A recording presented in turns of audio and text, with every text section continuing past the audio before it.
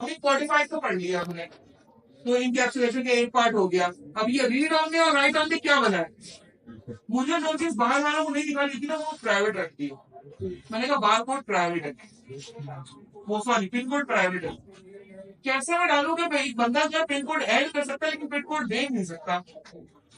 Parent में लिखने डाल देता ना वो। फुल टाइम एम्प्लॉय में आते फुल टाइम पिन कोड का प्रॉपर्टी बनाते हैं। सी शार्प में गेट सेटर के मेथड को प्रॉपर्टीज कहते हैं। देखो सी शार्प में गेट सेटर के मेथड को प्रॉपर्टीज कहते हैं।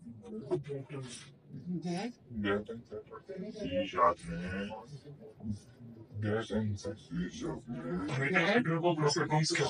प्रॉपर्टीज कहते हैं और इनकैप्सुलेशन का पार्ट है ये।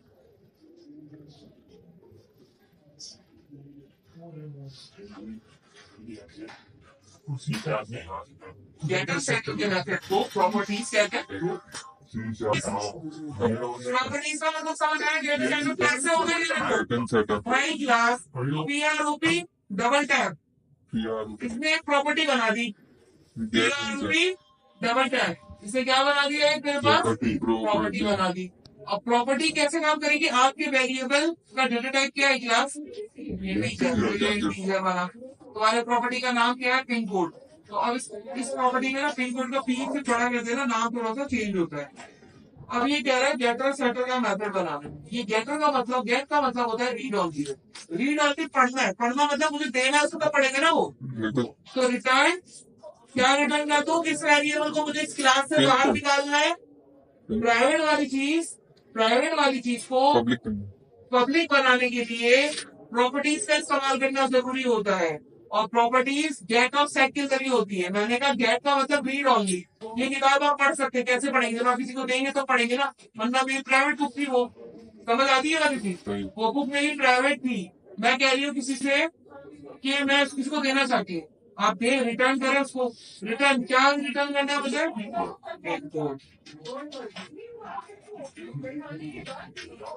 गेट से भी रीड कर सकता है, गेट से रीड कर सकता है। ठीक है, समझ आती है वाली चीज? फर्स्ट पहले मैंने सेट बनाया ही इसका, सिर्फ रीड ऑन दी है।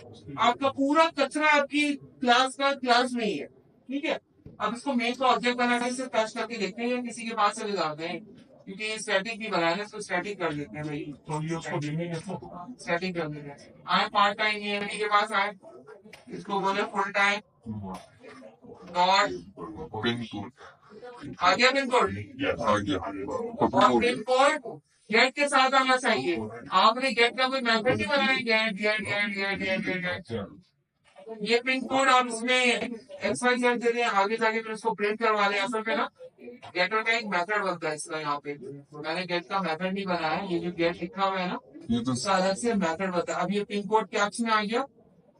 आप यहाँ देख रहे हैं पिन कोड कैप्स में आ गया। आप ये बोला इसमें कोई वेरिएबल इनिशियलाइज नहीं थी, आपने दे तो लिया आपको। यहाँ मैंने कोई वेरिएबल इनिशियलाइज नहीं करवाया ना, मैं नहीं दे देते इसमें यहाँ पे। तो ये शायद यहाँ पे यहाँ पर होगा। ये असाइनमेंट का थोड़ा सा मसला हो रहा है इसका। ये कह रहे हैं ये तो रीड ऑनली था, वहां से इसमें ऐसे क्यों दे रहे हैं आपको? सी डबल टाइप में गया रीड ऑनली है ना ये, सिर्फ पढ़ सकता है, वैल्यू ले ही नहीं आता। समझ आई ये चीज? इसलिए क्या कर रहे पढ़ रहे रीड ऑनली। आप इसमें वैल्यू असाइन करके वैल्यू दे रहा था। समझ आई? अब अगर मुझे क्या बनाना है क्लास सेट वाला मेथड जो यहाँ पर देता है, उसमें क्या करना पड़ेगा? आप इसमें से वैल्यू असाइन करेंगे सेट वाले मेथड में, ठीक है? और लास्ट में भी एक ब्रैकेट रहेगी, यहाँ पर आएंगे और आप उसको बोलेंगे आपका जो मेन कोड है तो पर्टिकुलर वैल्यू होगा ना उसके बराबर हो जाएगा। सही है?